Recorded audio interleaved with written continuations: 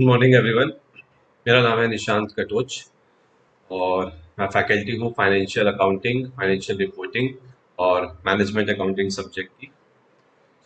ये मेरा तीसरा वीडियो है जिसमें आज मैं आपके साथ एब्जॉर्प्शन कॉस्टिंग सिस्टम, जो कि एक बहुत ही इम्पॉर्टेंट कॉस्टिंग सिस्टम है मैनेजमेंट अकाउंटिंग सब्जेक्ट के अंदर, मैं वो डिस्कस करूँगा। नाउ इस रिकॉर्डिंग के अंदर हम एब्जॉर्प्शन कॉस्टिंग सिस्टम का जो बेसिक कॉन्सेप्ट है, okay, only the basic concept, हम वो डिस्कस करने वाले हैं। तो इन द नेक्स्ट रिकॉर्डिंग, जो मेरी रिकॉर्डिंग नंबर 4 होगी, उसमें आप देखेंगे एब्जॉर्प्शन कॉस्टिंग सिस्टम के कुछ एडवांस्ड क्वेश्चन। ओके, तो स्टार्ट करते हैं हम लोग कि आखिर एब्जॉर्प्शन कॉस्टिंग सिस्टम क्या होता है और क्यों ये इतना इम्पोर्टेंट कॉस्टिंग सिस्टम है ना। So absorption costing system also known as full cost method। उन्होंने क्या बोला कि एब्जॉर्प्शन कॉस्टिंग सिस्टम को हम फुल कॉस्ट मेथड भी बोलते हैं। नाउ फुल कॉस्ट मेथड क्या होता है? फुल कॉस्ट मेथड का मतलब होता है एक ऐसा कॉस्टिंग मेथड जिसमें आप प्रोडक्ट की या सर्विस की फुल कॉस्ट कंसीडर करते हो। फुल कॉस्ट कंसीडर करते हो मतलब आप प्रोडक्ट की या सर्विस को, प्रोडक्ट को बनाने को या सर्विस को रेंडर करने के लिए हमने जितनी भी कॉस्ट करी है इनकर, चाहे वो वेरिएबल नेचर की हो चाहे वो फिक्स नेचर की हो, हम उस कॉस्ट को, ओके, प्रोडक्ट की सर्विस की कॉस्ट में ऐड करते हैं। तो ये एक बहुत ही सिंपल चीज है जो आपको याद रखनी है एब्जॉर्प्शन कॉस्टिंग सिस्टम में। इसके अंदर आपको कोई पार्शियलिटी नहीं करनी है कॉस्ट के बीच में। आपकी जितनी भी कॉस्ट इनकर हुई है वो आपको ऐड करनी है। तो ये पहला रूल है एब्जॉर्प्शन कॉस्टिंग सिस्टम का, जो किसी भी एक स्टूडेंट को याद होना चाहिए। Now, आगे है all cost incurred in production are included. Same thing, full cost method मतलब प्रोडक्शन के लिए आपने जितनी भी कॉस्ट इनकर करी है, प्रोडक्शन के लिए आपने जितनी भी कॉस्ट इनकर करी है, चाहे वो मटेरियल हो चाहे वो लेबर की हो चाहे वो कोई फिक्स या वेरिएबल ओवरहेड हो, प्रोडक्शन के लिए वो आपको इंक्लूड करना है।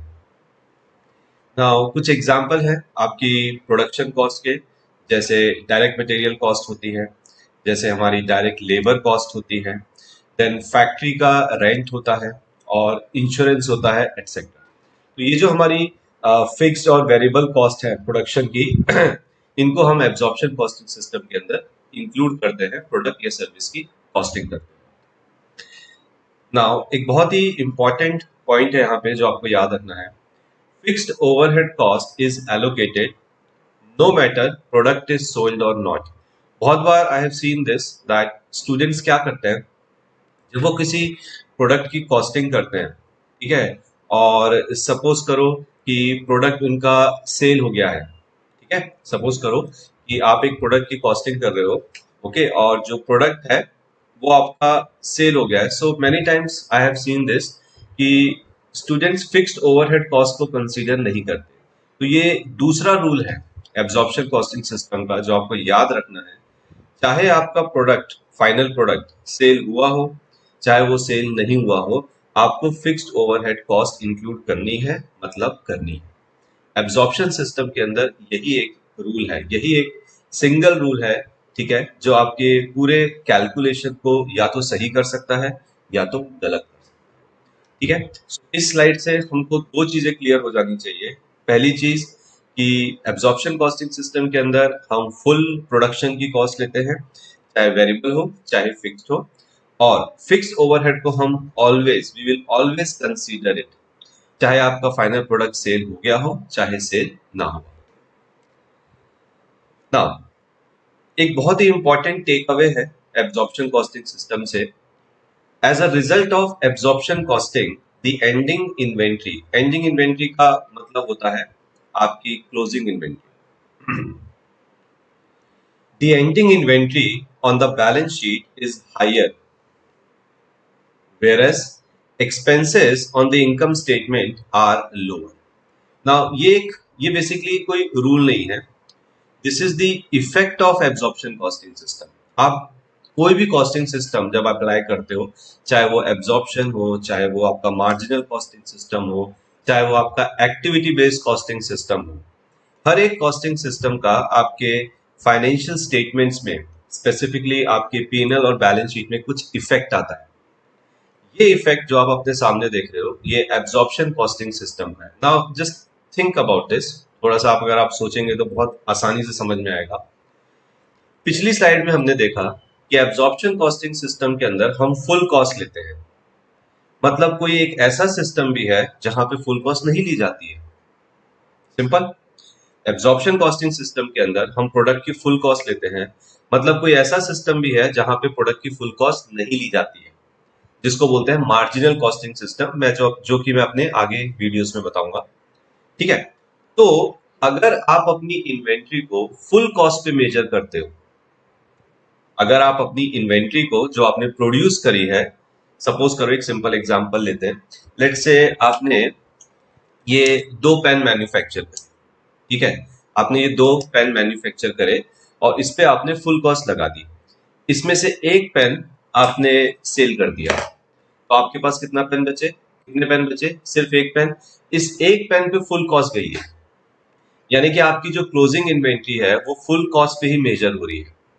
तो आपने जो कॉस्ट इनकर करी थी, ठीक है, आपने जो कॉस्ट फुल कॉस्ट इनकर करी थी, वो फुल कॉस्ट आपने जितनी यूनिट्स बनाई दो पेन उस पे लगा दी, जिसमें से एक पेन बिक गया, फुल कॉस्ट चली गई आपकी। और एक पेन जो बचा है, ओके, उसके ऊपर बाकी की फुल कॉस्ट आ गई।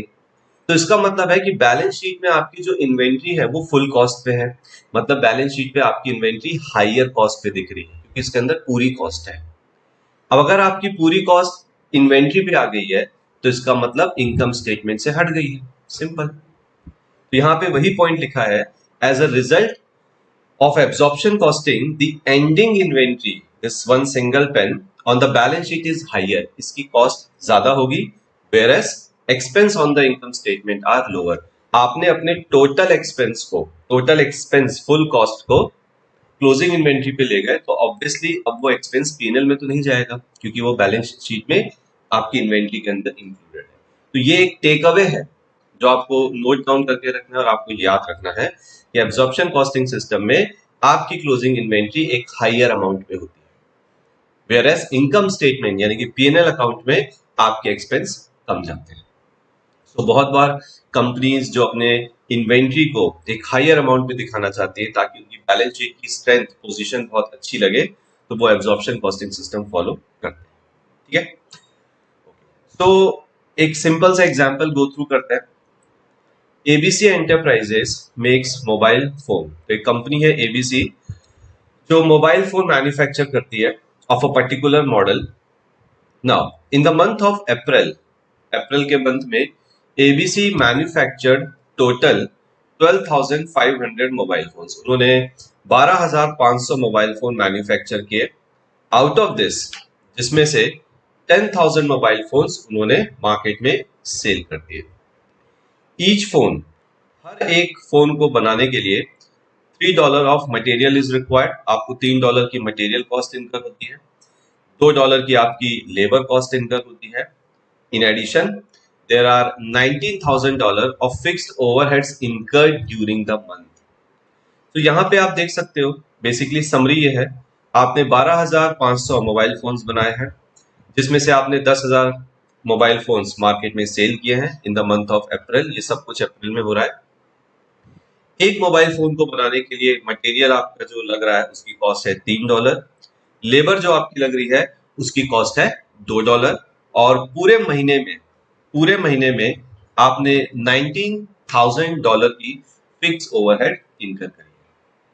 अब यहाँ पे एक सवाल जो काफी बार स्टूडेंट्स मुझसे पूछते हैं कि सर, मटेरियल और लेबर आपने पर मोबाइल फोन दे दिया, यानी कि पर यूनिट दे दिया, फिर ये फिक्स्ड ओवरहेड को टोटल में क्यों दिया है? इसको भी पर यूनिट कर दो ना।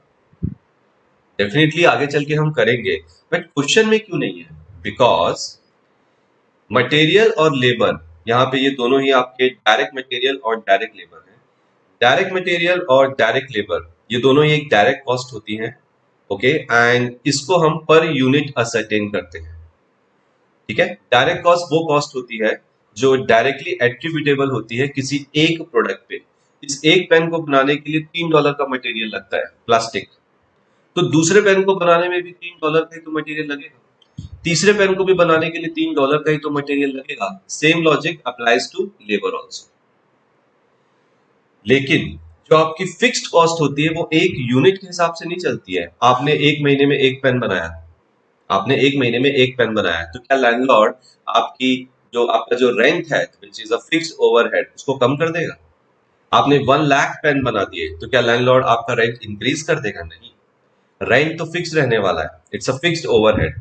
तो ये जो फिक्स्ड ओवरहेड है रेंट, ओके, ये एक पीरियड कॉस्ट है, ये प्रोडक्ट से रिलेटेड नहीं है। प्रोडक्ट के इंक्रीज होने पे डिक्रीज होने पे ये इंक्रीज डिक्रीज नहीं होगा, ये फिक्स्ड है। ये एक टाइम पीरियड को बिलोंग करता है, ये मंथ वाइज होता है, इसलिए इसको हम टोटलिटी में दिखाते हैं कि इस महीने में $19,000 की फिक्स ओवरहेड आपने टोटल इनकर किया है। ओके, नाउ रिक्वायरमेंट क्या है? सबसे पहले रिक्वायरमेंट है calculate the full cost of mobile phones produced in the month of April. आपने अप्रैल के महीने में जितने मोबाइल फोन्स मैन्युफैक्चर किए हैं, ठीक है, उनकी कॉस्ट बताइए। कौन सी? Full cost. Second, calculate the full cost of mobile phones sold in the month of April. आपने अप्रैल में जितने मोबाइल फोन सेल किए हैं, ओके, उसकी फुल कॉस्ट बताइए। मैं यहाँ पे फुल कॉस्ट कैलकुलेट कर रहा हूं, ना कि उसकी सेल वैल्यू। हम प्रॉफिट नहीं निकालेंगे, हम सिर्फ कॉस्ट निकाल रहे हैं। और तीसरा पॉइंट है calculate the full cost of mobile phones lying in the inventory. In short, closing inventory जो आपके पास है उसकी फुल कॉस्ट कितनी है। तो जैसा कि मैंने आपको स्टार्टिंग में बताया था कि इस वीडियो में हम एब्जॉर्प्शन कॉस्टिंग सिस्टम का एक बेसिक कॉन्सेप्ट देख रहे हैं, दैट्स इट, बेसिक। इसके बाद जो मेरा नेक्स्ट वीडियो आएगा उसमें हम एब्जॉर्प्शन कॉस्टिंग सिस्टम के ही कुछ एडवांस्ड कॉन्सेप्ट्स, कुछ एडवांस क्वेश्चंस देखेंगे। ठीक है, एक बार आपका बेसिक क्लियर हो जाए, कॉन्सेप्चुअली आप क्लियर हो जाओ कि क्या करना है, देन नेक्स्ट वीडियो में आप एडवांस क्वेश्चंस देख सकते हैं। सो कैलकुलेट करते हैं। Okay, so this is the solution. सबसे पहले full cost of one mobile phone produced. आपने तो 12,500 मोबाइल फोन बनाया, ठीक है, हमें उसी की कॉस्ट निकालनी है पॉइंट नंबर ए में। लेकिन हम क्या करेंगे, हम पहले एक मोबाइल फोन या एक यूनिट की फुल कॉस्ट निकालेंगे। बट सवाल ये है कि सर फुल कॉस्ट क्यों निकाल रहे हो? क्योंकि यहाँ पे बोला है फुल कॉस्ट निकालने को, क्योंकि ये एब्जॉर्प्शन कॉस्टिंग सिस्टम है और एब्जॉर्प्शन कॉस्टिंग सिस्टम में हम फुल कॉस्ट ही लेते हैं। आई होप ये पॉइंट क्लियर है सबको। चलो, तो फुल कॉस्ट निकालते हैं एक मोबाइल फोन को प्रोड्यूस करने की। कॉस्ट टाइप डॉलर, एंड याद रखिए ये जो डॉलर आप देख रहे हो ये पर मोबाइल फोन है, यानी कि पर यूनिट है। तो मटेरियल की कॉस्ट है आपकी $3 प्रति यूनिट, पर यूनिट। लेबर है आपकी $2 पर यूनिट। और फिक्स्ड ओवरहेड तो पर यूनिट दिया ही नहीं है, फिक्स्ड ओवरहेड तो आपको टोटल में दिया है। लेकिन आपने 12,500 मोबाइल फोन्स बनाए हैं, तो 19,000 को अगर मैं 12,500 से डिवाइड करूं तो मुझे एक यूनिट की फिक्स्ड ओवरहेड मिलेगी। तो ये जो कैलकुलेशन है ये आपको करना होता है, और इस कैलकुलेशन को हम बोलते हैं फिक्स्ड ओवरहेड्स एब्जॉर्ब्ड। एब्जॉर्ब का मतलब होता है एब्जॉर्ब करना अपने ऊपर। यानी कि इमेजिन करो ये एक, दिस इज, ये आपका फैक्ट्री रूम है। एक महीने में $19,000 की फिक्स ओवरहेड कॉस्ट इनकर हुई है, और इसी एक महीने में आप 12,500 यूनिट बना रहे हो, तो एक यूनिट अपने ऊपर कितना ओवरहेड एब्जॉर्ब करेगी? $1.52। इसीलिए इसको एब्जॉर्प्शन कॉस्टिंग सिस्टम बोलते हैं। अभी तक आई डोंट नो आपने ये चीज सोची कि नहीं सोची कि इसको एब्जॉर्प्शन कॉस्टिंग सिस्टम क्यों कहा जाता है? क्योंकि हम यहाँ पे फिक्स्ड ओवरहेड को एब्जॉर्ब करते हैं जो यूनिट हमने बनाई है उसके। तो इसका मतलब ये हुआ सर, जो मार्जिनल कॉस्टिंग सिस्टम होता है उसमें एब्जॉर्प्शन नहीं होता, क्योंकि वहां पे तो मार्जिनल कॉस्टिंग सिस्टम नाम है, एब्जॉर्प्शन तो है ही नहीं। Absolutely right. तो ये जो बेसिक डिफरेंस है जो नाम से ही समझ में आ जाने चाहिए, ये आपको क्लियर होना चाहिए। तो इससे क्या होता है, जब आप किसी पर्टिकुलर सिस्टम के अंदर कैलकुलेशन करोगे तो आसानी होती है, जब आपके बेसिक फंडे क्लियर हो। ठीक है, तो इस प्रकार से आपकी जो टोटल कॉस्ट आ गई एक यूनिट, एक मोबाइल फोन को बनाने की, वो है 6.52। तो what is the full cost of 12,500 mobile phones produced? 12,500 into 6.52 is equals to $81,500। Meaning April month में आपने 12,500 मोबाइल फोन बनाए, एक मोबाइल फोन की प्रोडक्शन कॉस्ट है 6.52 जिसके अंदर फिक्स ओवरहेड भी है, मल्टीप्लाई करके आपको अपने 12,000 मोबाइल फोन की टोटल फुल कॉस्ट मिलेगी। Second, what is the full cost of 10,000 mobile phone sold. अब सोच के देखो, जनरली होता है क्या, जब हम ऐसे पढ़ते हैं अरे मोबाइल फोन सोल्ड की कॉस्ट निकालनी है, कुछ तो अलग होगा, कुछ अलग नहीं है। सिंपल सा लॉजिक है, ये जो मोबाइल फोन आपने बेचे हैं, कहां से बेचे हैं? इसी में से तो बेचे हैं। आपने जो 12,500 बनाया है उसी में से तो 10,000 मोबाइल फोन बेचे ना। तो जब उसके कैलकुलेशन में आप 6.52 ले रहे हो तो इसमें कुछ अलग क्यों करोगे? Same thing. So 10,000 into 6.52, $65,200। Third and the last part, what is the full cost of 2,500 mobile phones lying in the inventory? आपकी क्लोजिंग इन्वेंट्री कितनी है? Produced minus sold is equals to closing inventory. अब इस closing inventory की full cost कितनी है? बहुत time student सोचते हैं अब सर ये कैसे निकालें। सिंपल लॉजिक है अगेन, ये जो 2,500 है ये आपके प्रोडक्शन में से ही तो निकला। आपने 12,500 यूनिट्स प्रोड्यूस करी, उसमें से 10,000 आपने सेल करी, तो बचा कितना? 2,500। आप 12,500 यूनिट्स को 6.52 पे मेजर करते हो, तो इसको भी तो उसी पे करोगे, इसको भी उसी पे करने वाले हो, नथिंग न्यू। बट यहाँ पे एक सवाल आएगा कि सर अगर ओपनिंग इन्वेंट्री हुई तो? हाँ, now that is an advance question कि अगर कुछ ओपनिंग इन्वेंट्री पहले से है तब क्या करेंगे, तो वो मैं आपको अपने नेक्स्ट वीडियो में एडवांस क्वेश्चंस के अंदर कवर करूंगा कि कैसे ओपनिंग इन्वेंट्री के केस में हम कैलकुलेशन करेंगे। ठीक है, सो ये बेसिक क्वेश्चन है। तो 2,500 इंटू 6.52 इज इक्वल्स टू $16,300, $16,300 आपकी 2,500 क्लोजिंग इन्वेंट्री की। इट्स वेरी वेरी सिंपल, बशर्ते आपको जो बेसिक कॉन्सेप्ट है, इसका बेसिक लॉजिक है, वो पूरा क्लियर होना चाहिए। तो एक बार क्विकली देखते हैं। सो एब्जॉर्प्शन कॉस्टिंग सिस्टम एक ऐसा कॉस्टिंग सिस्टम है जिससे हम किसी प्रोडक्ट की कॉस्टिंग करते हैं। ये एक ऐसा सिस्टम है जिसमें हम फुल कॉस्ट लेते हैं। फुल कॉस्ट से मतलब है वेरिएबल और फिक्स्ड दोनों। ना, इस सिस्टम की वजह से आपकी बैलेंस शीट में जो क्लोजिंग इन्वेंट्री है वो हाइयर अमाउंट पे दिखती है। रीजन, आपने अपनी इन्वेंट्री को फुल कॉस्ट पे मेजर किया है। ये देखो, आपकी 2,500 की इन्वेंट्री कितने पे मेजर हो रही है? 6.52 के हिसाब से। और ये 6.52 के अंदर क्या फिक्स कॉस्ट है? यस, बिल्कुल है। इसलिए आपकी इन्वेंट्री हाइयर अमाउंट पे दिखती है। जब आपकी कॉस्ट इन्वेंट्री एब्जॉर्ब कर लेता है तो आपके पीएनएल पे कम कॉस्ट जाएगी, इसलिए इनकम स्टेटमेंट में एक्सपेंसेस लोअर हो जाते हैं। इसके बाद हमने एक सिंपल एग्जांपल देखा। This is one of the basic and simple example of absorption costing system. तो अच्छे से एक बार इस चीज को देखिए, समझिए बेसिक कॉन्सेप्ट को, एंड आफ्टर सम टाइम मैं अपना फोर्थ वीडियो अपलोड करूंगा जिसमें हम इसी एब्जॉर्प्शन कॉस्टिंग सिस्टम के कुछ एडवांस्ड क्वेश्चंस देखेंगे। ओके, तो जो भी आपने यहाँ पढ़ा है, जो कॉन्सेप्ट आपके यहाँ पे क्लियर है, वो वहां पे आपको यूज करने हैं। ओके, सो आई होप कि आपको क्लियर हुआ होगा एब्जॉर्प्शन कॉस्टिंग सिस्टम के basic concept. So thank you everyone, and हम अब नेक्स्ट वीडियो पे मिलते हैं।